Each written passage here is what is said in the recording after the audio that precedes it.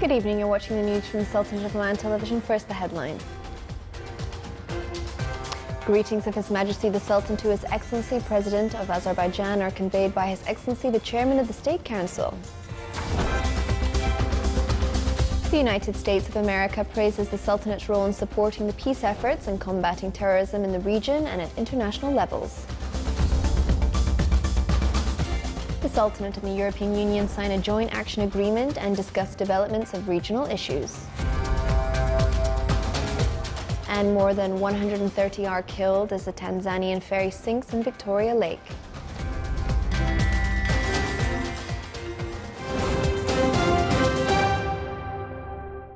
Those are the headlines, and now for the news in detail. His Majesty Sultan Qaboos has sent a cable of greetings to His Excellency President Ibrahim Boubacar Keita of Mali on his country's National Day. Greetings of His Majesty the Sultan to His Excellency President Ilham Aliyev of Azerbaijan, and his wishes to the Azerbaijani people for their progress and prosperity were conveyed by His Excellency Dr. Yahya bin Mahfoud al-Mandari, Chairman of State Council. That came when His Excellency President of Azerbaijan received Chairman of Council and Parliaments participating in Azerbaijan Parliament celebrations of 1000th anniversary of its establishment. From his side, His Excellency President of Azerbaijan asked His Excellency Dr. Chairman of the State Council to convey his greetings to His Majesty the Sultan and wishes of great health for His Majesty and for the Omani people for their progress and prosperity. The United States of America praises the Sultanate's role in combating terrorism in the Middle East. A report issued by U.S. Department of State hailed continuous efforts exerted by the Sultanate in this field for the second consecutive year, valuing its role at regional and international levels, which are reflected by the stability and security being witnessed by the Sultanate under the wise leadership of His Majesty the Sultan. The report stated that the Sultanate is a significant partner in the region in combating terrorism, pointing out to the Sultanate's efforts during the last 2 years in preventing terrorists from making attacks or using its land as a safe haven for them. The U.S. Department of State also noted in its report that the Sultanate providing all training and equipment necessary for monitoring land, sea and air borders, and issued a number of official statements that condemned terrorist attacks. The Sultanate of Oman and the European Union signed a cooperation agreement yesterday in Brussels. The arrangement was signed by His Excellency Yusuf bin Alawi bin Abdullah, the Minister responsible for Foreign Affairs, and the EU Foreign Policy Chief, Federica Mogherini. The two sides discussed regional matters of common interest and agreed to cement the bilateral relations. In a statement to Oman TV and radio, His Excellency said that we have finalized the talk sessions with the EU Foreign Policy Chief, Federica Mogherini, and we have exchanged their views on regional issues in which we share the same views with minor differences in respect to the roles. He added, European Union, besides its economic role, has a political role. After the signing ceremony, His Excellency met with EU ambassadors in the Political and Security Committee, who listened to Oman's views on many issues of regional interest. His Excellency expressed the significance of reinforcing strategic partnership with EU in economic, political and security aspects. The European Union commended Oman's peaceful and humanitarian stance, which aimed to bring peace back to the region.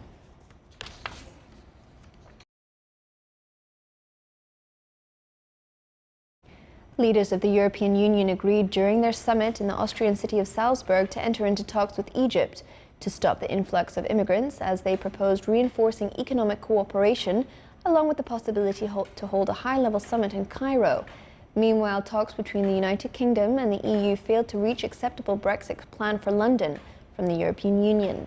President of the European Council, Donald Tusk, said that the main parts of the Brexit plan are not appropriate for the European side, while hinting that there are positive aspects in the plan.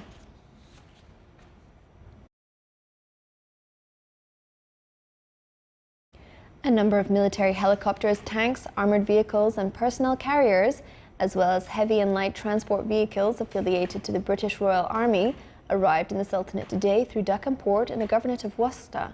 This came within the framework of the joint preparations from the military exercise Swift Sword 3, which will be held between the Sultanate and the United Kingdom. It is worth mentioning that the arrival of maritime and air shipments of various logistic support equipment affiliated to the British force will continue within the upcoming days until the completion of preparations for the exercise, which is due to be held in the second half of October this year.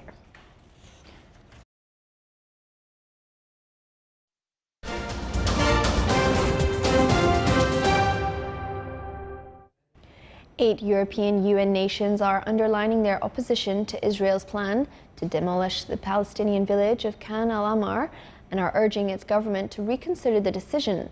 The statement was read by the Dutch ambassador outside the UN Security Council today.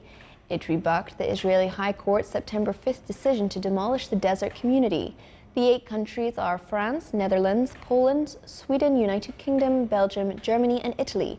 They say in the statement that they will not give up on a negotiated two-state solution with Jerusalem as the capital of both Israel and a new Palestinian state. That was an implicit slap at the U.S. President Donald Trump's declaration in December that contested Jerusalem as the capital of Israel.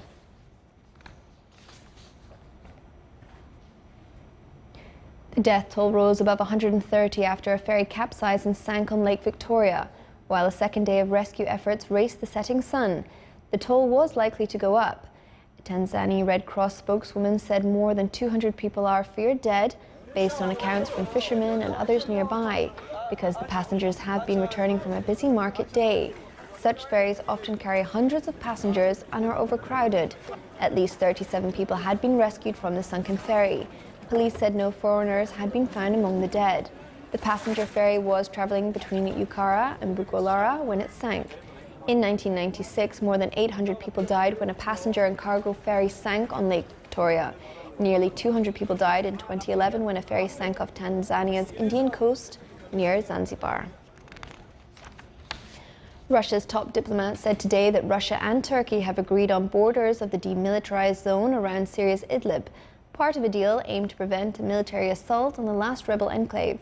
Russian Foreign Minister Sergei Lavrov said after talks with his Bosnian counterpart that the militaries of Russia and Turkey agreed that the concrete frontiers of the demilitarized zone. Moscow said the demilitarized zone would help stop attacks from Idlib on Syria's army position and Russia's military bases in the region. The Russian President Vladimir Putin and Turkish counterpart Recep Tayyip Erdogan agreed the establishment of the 15 to 20 kilometer zone on Monday, after talks that lasted more than 4 hours.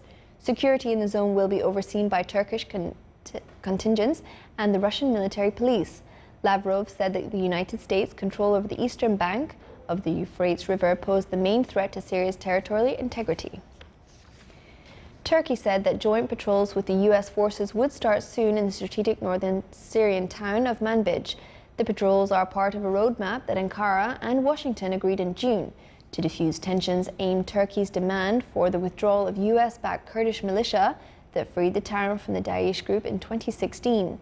A Turkish presidential spokesman said today that the joint training and joint patrols will begin very soon in Manbij, which has been a significant issue in strained relations between the two NATO allies.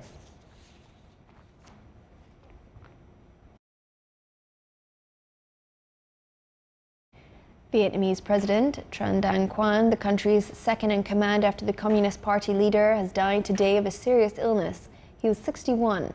Quang hosted the U.S. President Donald Trump during his first state visit to the communist country last year, where Trump attended a summit of Pacific Rim leaders. His last public appearance was at a meeting of the ruling Communist Party and a reception for a Chinese delegation on Wednesday. Born in the northern province, Quang attended a police college and rose through the ranks at various positions of the Ministry of Public Security before being appointed minister in 2011. A career security officer and four-star general, Quang was elected president in April 2016 by the communist-dominated National Assembly, effectively becoming the second most powerful man in the country after the General Secretary, Moon Phu Trong.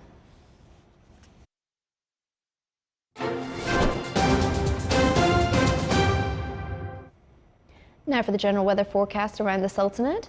Cloudy skies will prevail over the coastal areas of the governorates of Dhofar and its nearby mountains, with chances of intermittent drizzle. The rest of the Sultanate will have clear skies with chances of cloud accumulation and scattered rainfall over the Hajar Mountains, and low cloud and fog late at night and early morning are expected over the coast of the Arabian Sea and the Sea of Oman. Winds will be southeasterly light to moderate, and seas will be slight to moderate with a maximum wave height of 1.45 meters.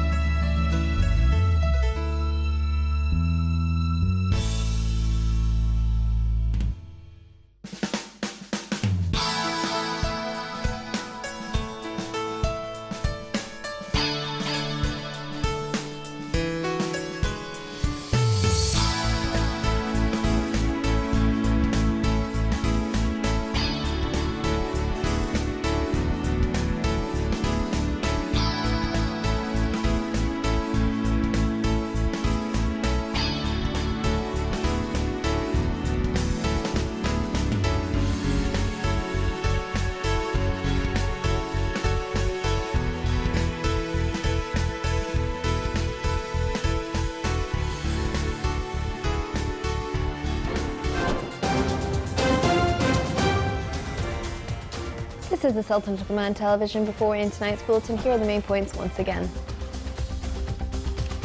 Greetings of His Majesty the Sultan to His Excellency President of Azerbaijan are conveyed by His Excellency the Chairman of the State Council.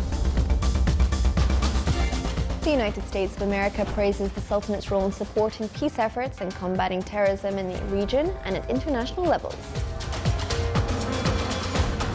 The Sultanate and the European Union sign a joint action agreement and discuss developments of regional issues.